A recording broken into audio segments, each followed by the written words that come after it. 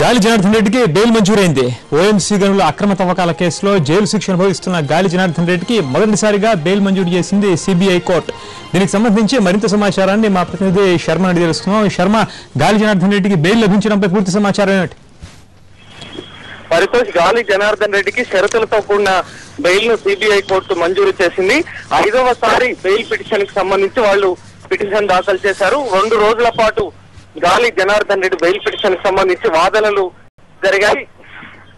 Obulapuram mining కేసులో గాలి జనార్దన్ రెడ్డి 2వ నిందితుడిగా ఉన్నారు. ప్రస్తుతం ఏఎంసీ కేసులో అక్కడ కర్ణాటకలో జరిగిన అవకతవకలపై, అక్కడి మైనింగ్ లో జరిగిన అవకతవకలపై అక్కడ జైల్లో ప్రస్తుతం గాలి జనార్దన్ రెడ్డి ఉన్నారు. ఈయన గత సంవత్సరం ఓబులాపురం అక్రమ మైనింగ్ కేసులో గత సంవత్సరం సెప్టెంబర్ 5వ తేదీన ఇతన్ని బళ్ళారిలో సిబిఐ అరెస్టు చేసింది. ఆ తర్వాత హైదరాబాద్ కు తీసుకువచ్చి 10 రోజుల పాటు ఇతన్ని కస్టడీలోకి తీసుకొని సిబిఐ పోలీసులు విచారించారు. దాని తర్వాత ఇతనికి సంబంధించి బెయిల్ కు సంబంధించి కూడా 4 సార్లు బెయిల్ పిటిషన్ వాదనలు జరిగినప్పటికీ కూడా సిబిఐ కోర్టు తిరస్కరించింది. ఇది 5వసారి కొన్ని షరతులతో కూడిన బెయిల్ ను సిబిఐ కోర్టు మంజూరు చేసింది. అతని పాస్పోర్ట్ ను కోర్టుకు అప్పగించాలి, 5 లక్షల రూపాయలను డిపాజిట్ చేయాలి, 2 వ్యక్తిగత షూరిటీలను కూడా సమర్పించాలి, దేశం విడిచి వెళ్లరాదు అనేటువంటి షరతులతో కూడిన బెయిల్ ను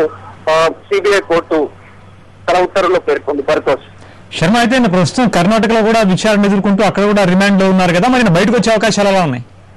అక్కడ ప్రస్తుతం మాత్రం ఓబులాపురం మైనింగ్ కంపెనీలో మాత్రమే ఈ కేసుకు సంబంధించి మాత్రమే ఇతన్ని బెయిల్ పై విడుదల చేసింది. ప్రస్తుతం అసోసియేటెడ్ మైనింగ్ కంపెనీ అక్కడ అక్రమాలు జరిగాయి కాబట్టి ఆ కేసులో కూడా అతన్ని అరెస్ట్ చేసి బెంగళూరుకు తరలించింది. ఆ కేసుకు సంబంధించి బెయిల్ కు సంబంధించిన ఉత్తర్వులు ఈ నెల 23న జరిగేటువంటి అవకాశం ఉంది. ఆ రోజు ఎటువంటి ఉత్తర్వులు అతనికి అనుకూలంగా వస్తుందా, వ్యతిరేకంగా వస్తుందా అనేటువంటిది వేచి చూడాలి. కానీ ఇది కేవలం ఇతనికి ఇక్కడ ఇచ్చినటువంటి బెయిల్ నేపథ్యంలో ఇతడి మాత్రం విడుదలయ్యేటువంటి అవకాశం లేదు. ఆ ఏఎంసీ కేసులో అక్కడ జైల్లో ఉన్నాడు. అయితే దీనికి సంబంధించి కోర్టు ఉత్తర్వులు కూడా చాలా స్పష్టంగా పేర్కొంది. ఇతడు కేసులో ఇంటర్ఫియర్ కారాదు అనేటువంటి విషయాన్ని కూడా చాలా స్పష్టంగా చెప్పింది. తాను ఈ బెయిల్ కు సంబంధించి దేశం కూడా విడిచి వెళ్లరాదు అనేటువంటి విషయాన్ని కూడా చాలా శర్మ, ఇప్పుడు సిబిఐ కోర్టు ఇచ్చిన బెయిల్ ని మరి సిబిఐ పైకోర్టులో ఛాలెంజ్ చేసే అవకాశాలు ఎలా ఉన్నాయి? సిబిఐ కోర్ట్స్ ఆఫ్ యాక్షన్ ఏముండొచ్చు? ప్రస్తుతం దీనికి సంబంధించి ఇతనికి బెయిల్ మంజూరు చేసిన తర్వాత అపోజ్ చేస్తూ సిబిఐ కూడా మరో పిటిషన్ ను దాఖలు చేసింది. దానికి సంబంధించి ఇంకా విచారణ జరగాల్సి ఉంది. అయితే గతంలో చాలా మందికి బెయిల్ ఇచ్చిన సందర్భంలో సిబిఐ వ్యతిరేకంగా పిటిషన్ ను కూడా దాఖలు చేసింది. ఈ సిబిఐ కోర్టులలో తిరస్కరణ గురైనప్పటికీ కూడా మళ్ళీ హైకోర్టులో సిబిఐ అధికారులు హైకోర్టులో ఆశ్రయించారు. హైకోర్టులో కూడా గతంలో ఇచ్చినటువంటి బెయిల్లకు విరుద్ధంగా హైకోర్టు కూడా తీర్పిచ్చింది. కాబట్టి ఈ విషయంలో కూడా సిబిఐ ఇక్కడ ఒకవేళ తిరస్కరణకు గురైతే హైకోర్టు కూడా వెళ్ళేటువంటి అవకాశం ఉంది. పరితోష్, అంటే గతంలో అనేక మార్లు ఇక్కడ హైకోర్టులోనూ బెయిల్ నిరాకరించడం జరిగింది. శర్మ, ఇవాళ ఎటువంటి వాదన వినిపించారు గాలి జనార్దన్ రెడ్డి తరఫు న్యాయవాది? ప్రత్యేకించి ఏ పాయింట్లు రేజ్ చేశారు ఆయన?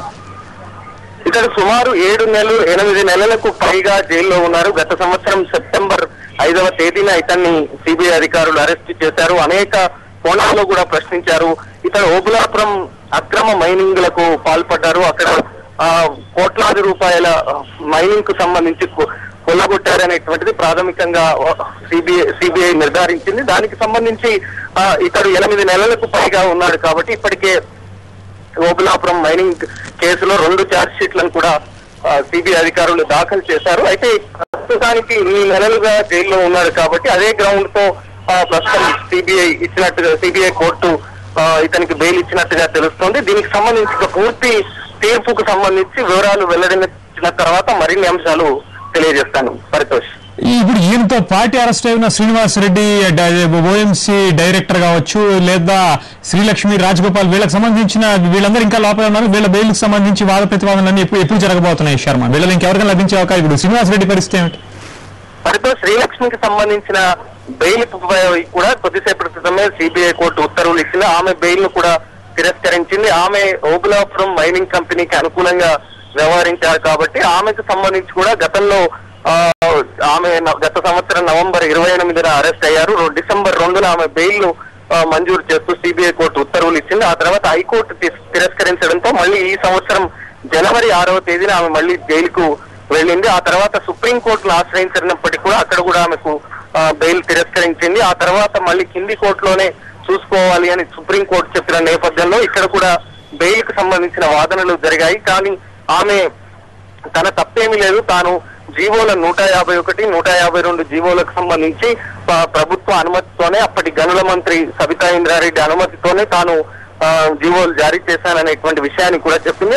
దానికి సంబంధించిన ఉత్తర్వులు కూడా కొద్దిసేపటి క్రితమే వెల్లడయ్యాయి. ఆమె బెయిల్ ను తిరస్కరిస్తూ సిబిఐ కోర్టు చెప్పింది. మరోవైపు రాజగోపాల్ కి సంబంధించి కూడా ఇంకా హైకోర్టులోనే పెండింగ్ లో ఉంది ఆయన బెయిల్ కి సంబంధించి. మరోవైపు శ్రీనివాస్ రెడ్డికి సంబంధించి ఇంకా బెయిల్ పిటిషన్ వేయాలనే ఆలోచనలో వాళ్ళు ఉన్నారు. మొత్తంగా ఈ ఓబులాపురం మైనింగ్ కేసులో ఒక ప్రస్తుతం గాలి జనార్దన్ రెడ్డి మాత్రమే ఇవాళ ఈ కేసులో బెయిల్ లభించింది. అయితే మళ్ళీ సిబిఐ అధికారులు హైకోర్టుకు వెళ్తే పరిస్థితి ఏ విధంగా ఉంటుందనేటువంటిది మనకు ఇంకా తెలియాల్సి ఉంది. పరితోష్, అయితే శర్మ, చివరిగా మరొక్కసారి మొత్తానికి ఇప్పుడు సిబిఐ కోర్టు ఓఎంసీ కేసులో ఈయనకి ఇప్పటికి బెయిల్ మంజూరు చేసినప్పటికీ ఈయన కర్ణాటకలో ఏఎంసీ కేసు సంబంధించిన వరకు ఇప్పుడు బయటకు వచ్చే అవకాశాలు అయితే లేవు, అంతేనా?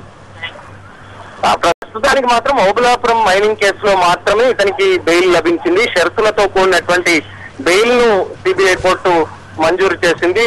పాస్పోర్ట్ ను కోర్టుకు సమర్పించాలి, అలాగే 5 లక్షల రూపాయలను డిపాజిట్ చేయాలి, 2 వ్యక్తిగత పూచీకత్తులను సమర్పించాలనేటువంటి షరతులతో కూడిన బెయిల్ ను మాత్రం ప్రస్తుతం సిబిఐ కోర్టు మంజూరు చేసింది. కానీ ఈ సంవత్సరం మార్చి 1వ తేదీన అతన్ని ఏఎంసీ కేసులో పీటీ వారెంట్ కింద ఇక్కడి నుంచి అక్కడి సిబిఐ అధికారులు బెంగళూరుకు తరలించారు. 10 రోజుల పాటు విచారించిన తర్వాత అతని రోల్ కు సంబంధించి కొంత డేటాను సేకరించారు. ఇంకా ఆ కేసులో మాత్రం ఏఎంసీ కేసులో మాత్రం ఇంతవరకు సిబిఐ అధికారులు ఛార్జ్ షీట్ దాఖలు చేయలేదు.